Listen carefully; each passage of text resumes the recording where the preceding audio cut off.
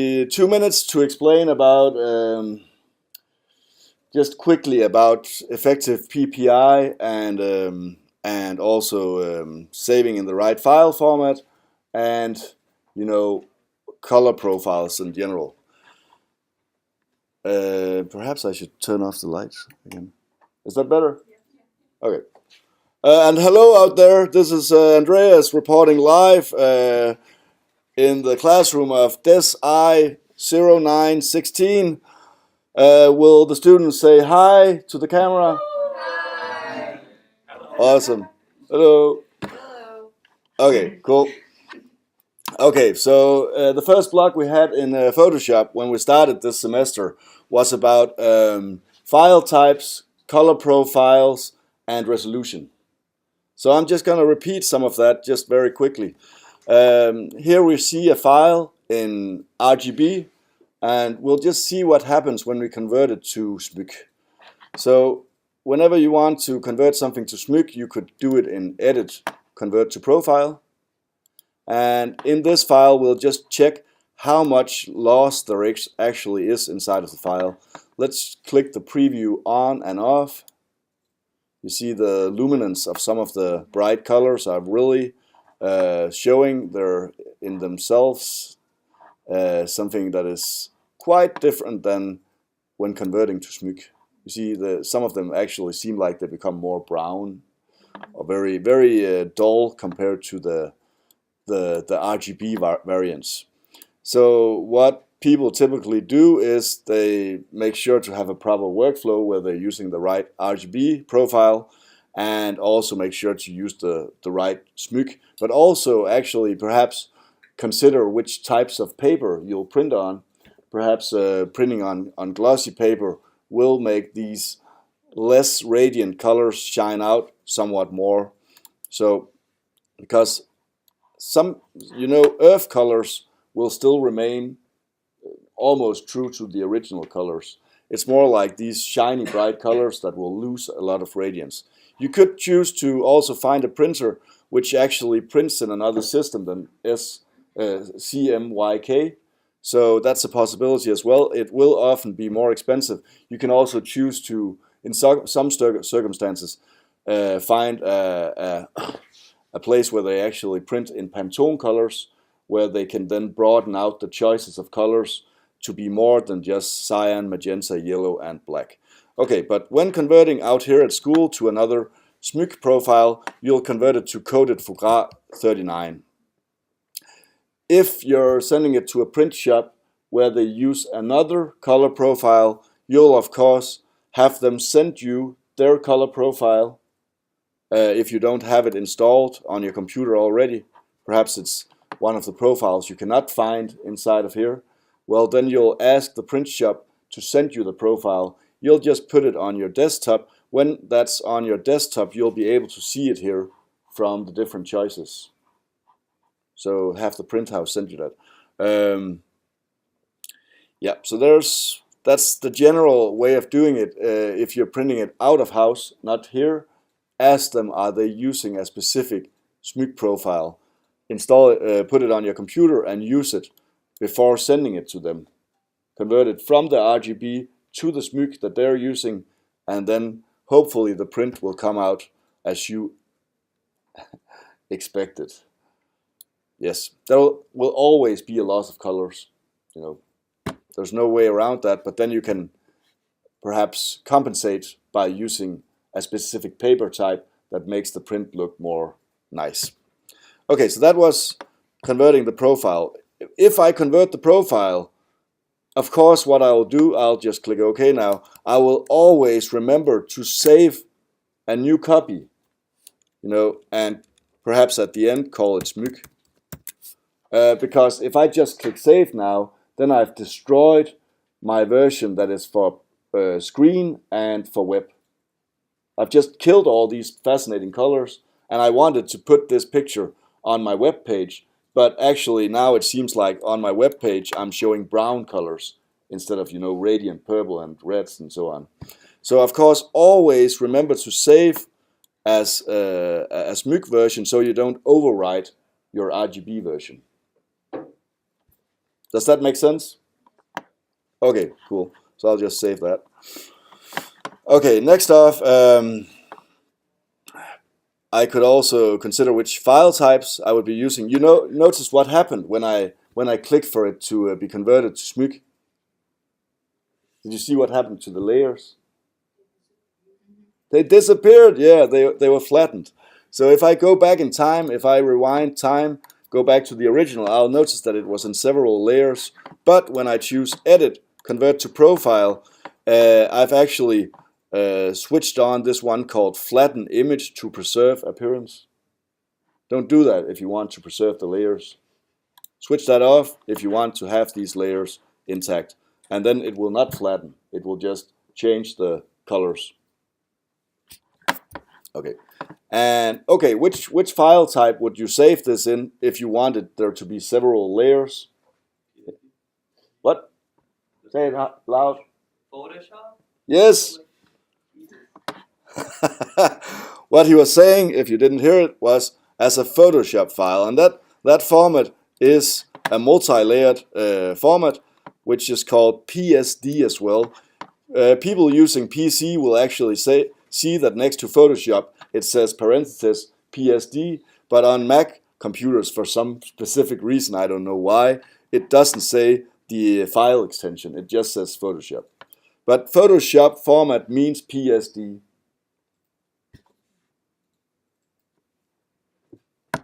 Cool. Okay, so if I wanted this file to be for a web page with no layers incorporated and I didn't need transparency, which file type would I save it in then? There's no layers, more than one, there's no transparency, and it's for web. Which file type would I save it as? JPEG, yes. So naturally I did something very bad to this picture if it was supposed to be for web. What did I do wrong if it was supposed to be for web? You converted the colors? Yes, I converted it to SMUG. So that's really crappy. You know, that's very professional way of saying it. That's very crappy. So yes, JPEG would be the right choice for a home page if there's no transparency supposed to be in there. But having converted it to SMUG would be a bad choice if it was going up on web afterwards. So yeah, I might as well just click cancel, go back to the original to make sure that it's still RGB colors, and perhaps even go into convert profile and choose for it not to be Adobe RGB 1998 but Adobe sRGB, because browsers support Adobe sRGB better than Adobe RGB 1998. So for graphic production purposes, I would naturally have it remain in Adobe RGB 1998, but for web, the colors would actually show better if it was sRGB. Is that total nonsense for you, or is that okay? No, okay, cool. So I would convert that to sRGB, thus making sure that browsers support the colors and show the colors correct when it's for web. Then saving it as a JPEG, like we said, and it will give a warning.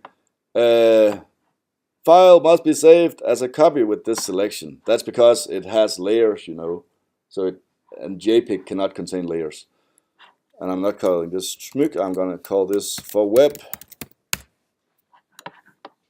And it will flatten out the JPEG. You know, if I open the JPEG separately, you'll see that the JPEG does not include any layers. It's just purely the background. Okay, so that was file types. If I had a version of this background that I wanted for use inside of, let's say it's supposed to be a magazine cover for made in InDesign, and it's just a flat image containing no extra layers, what option could I use for saving it in high quality without several layers? What's the different option than PSD, which is not for multi-layers? What's that? GIF. Yes. Of course, so naturally again, I would not use this one, save as and TIFF, because now I've converted it to sRGB, which is bad for print. So I would go back in time again. I would travel back in time, go back to the original, and I would say, okay, whoops, this is not the original. The original is here. Okay, I would say go back in time, make sure that this is not converted not converted into sRGB, but instead that it's using the profile Adobe RGB 1998. And it says that it's using that as source base, so that's okay. I'll just click cancel. So because this time it's for a magazine cover. This time it's not for web. sRGB is mainly used for web. Adobe RGB 1998 is used for graphic design for print production. If that doesn't make sense, just always think we use Adobe RGB 1998 because that's graphic designers' graphic profile for print. When on screen, but later in SMYK, you know. You can always ask me, you know, in the breaks if you're in doubt about anything about these color profiles. As long as I have time to smoke my cigarettes. Perhaps you could ask me while outside smoking my cigarette, and then I can explain stuff. So it's Adobe RGB 1998. Because I don't want all these layers, I might as well flatten it, you know, choose flatten image inside of the layers panel. But actually, when saving as a TIFF, I also have the option inside of when choosing TIFF, I have the option to not include layers. You see inside of the saving menu, I can actually switch layers off. You can do that with PSDs as well. So some of you will be like, well, TIFF actually supports extra layers, so why should I not just keep the layers? Well, because when viewing a TIFF in programs that is not Photoshop, the TIFF will often show wrong when it's multi-layered. The PSD will not show wrong unless you're using programs that are not made by Adobe. If it's made by Adobe, the PSD files will be shown correctly when going outside of Photoshop. Okay, so I'll switch the layers off and say save and click OK. And that will give me a TIFF file, which is correct. Perhaps I shouldn't have given it the name SMYK because it's really RGB. But aside from that, it's cool. Okay, so next off is the PPI. I know this is a really quick version of both talking about PPI, color profiles, and file types, but you know, we have to limit ourselves to the amount of time we have, and you have heard about this in the first block of Photoshop. But okay, so we have something called PPI inside of Photoshop, and then we have another thing called PPI inside of InDesign. It's not the same thing. Of course, it means the same thing, but it's handled differently inside of InDesign than it is inside of Photoshop. So when changing the PPI of a photo inside of Photoshop, you'll go to Image, you'll go to Image Size, and you'll see this dialog box telling you the correct measurements of this picture and the resolution of this picture. What's actually essential about this picture is not what it says in centimeters and what it says in resolution, it's actually what it says in dimensions.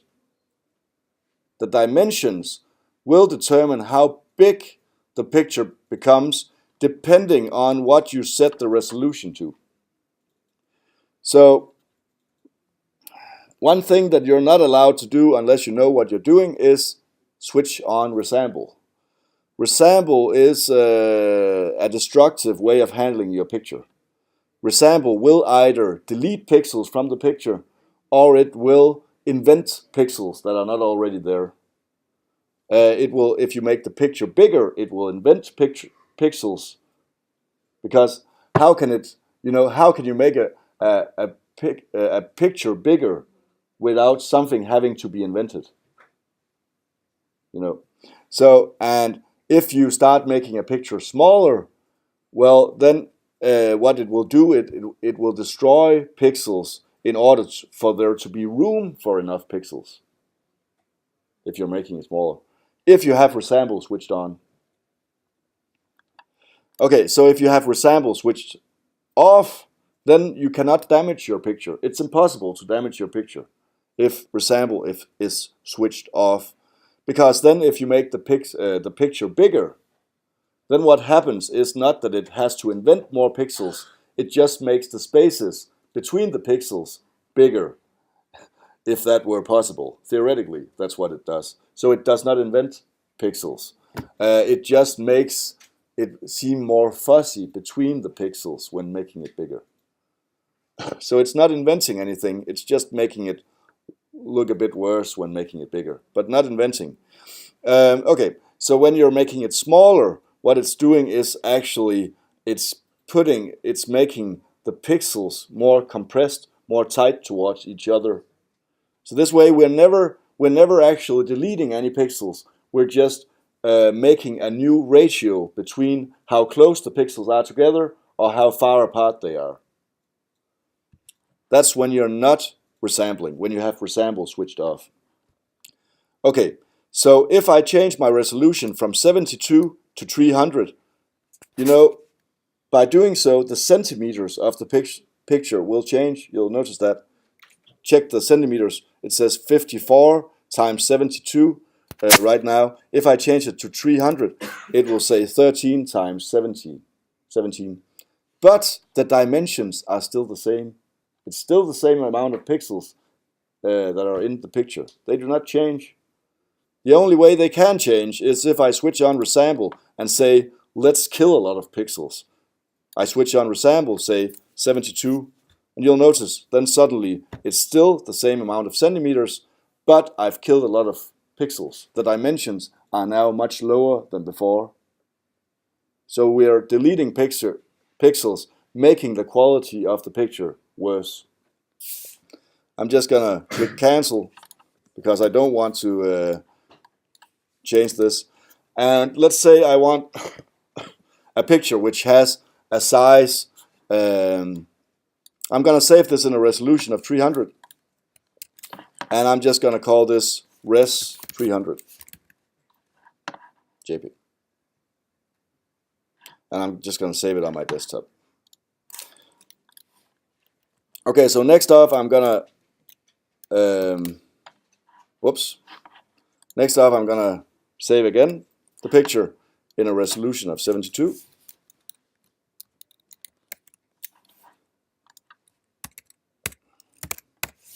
And last off, I'll just make a version which is 72, but in a size of, let's say, 20. So now I'm actually deleting pixels. Okay, so I'll put all of these inside of InDesign now. I'll call this resolution resampled 72. Now actually I'll do it like this, resampled. And I'll choose to save it in maximum quality. Okay, now I'm going inside of InDesign. I have to close down InDesign, I see. Do you have any other classes today? No.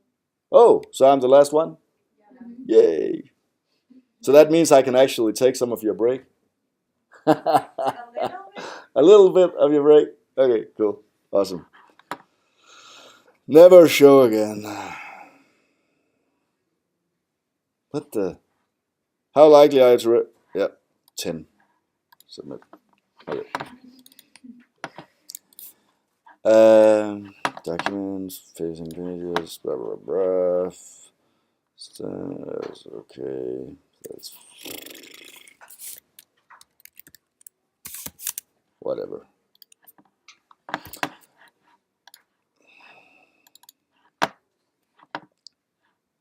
Okay, so I'm going to put in these 3 pictures that I just saved. This is the one of 300. I'm going to place it there. You notice, whoops, that's not very big.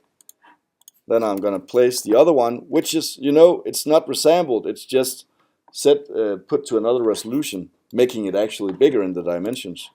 See, that's bigger.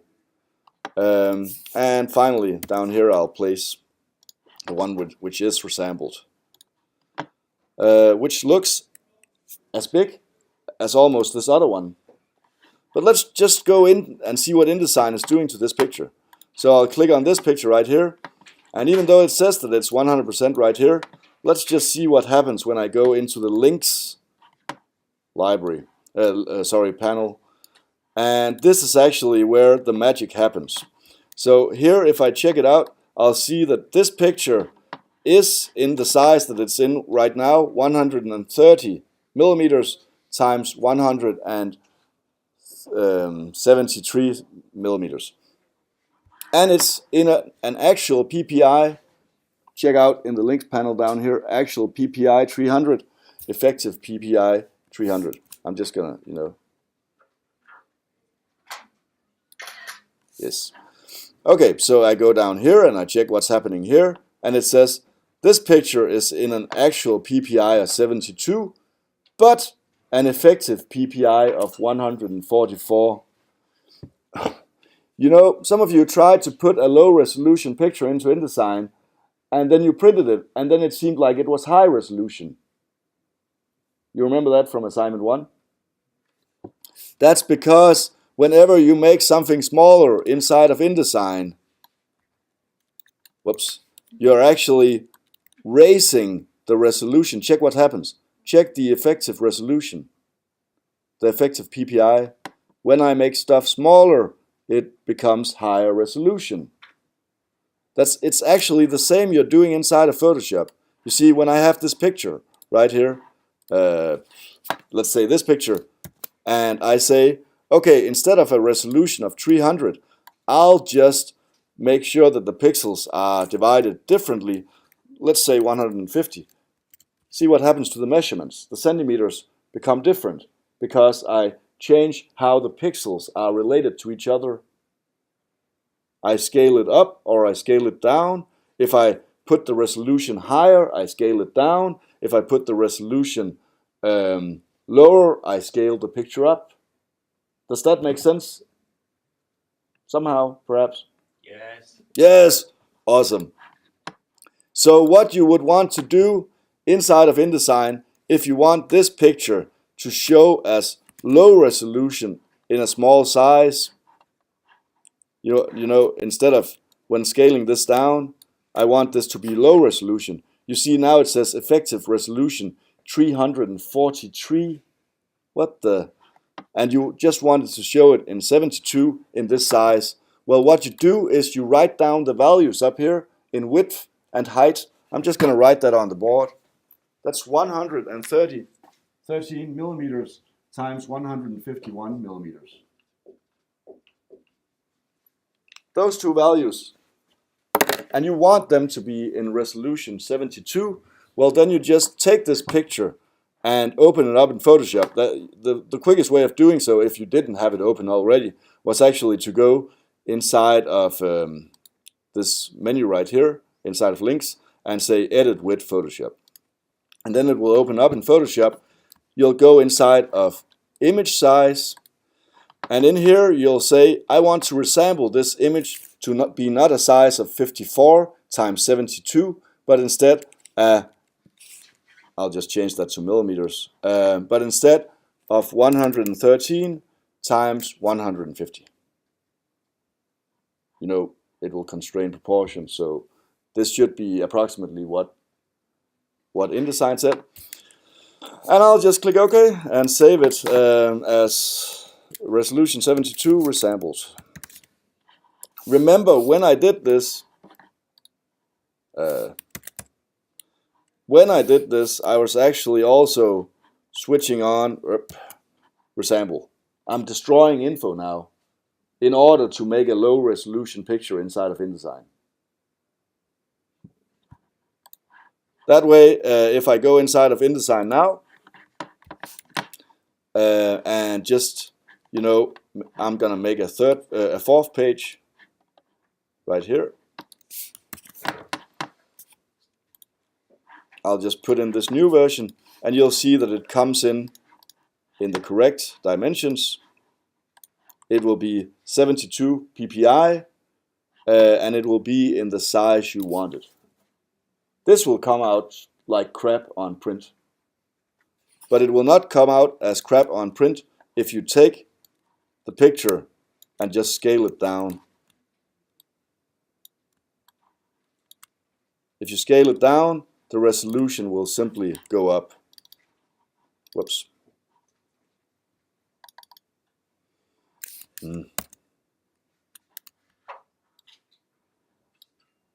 Oh, and just for the sake of it, so everyone knows it, you can use free transform tool to scale things up and down inside of InDesign. And remember to hold down Shift while doing so it constrains proportions. Okay, so with that, I hope that everyone understood what effective PPI is in InDesign, and that was why that your assignment number 1 turned out wrong when making pictures inside of scaling pictures down inside of InDesign. I think that's enough for today. Go home and calibrate your screens. Have a freaking awesome day. And say bye to the screen. Bye. Ciao. Cool.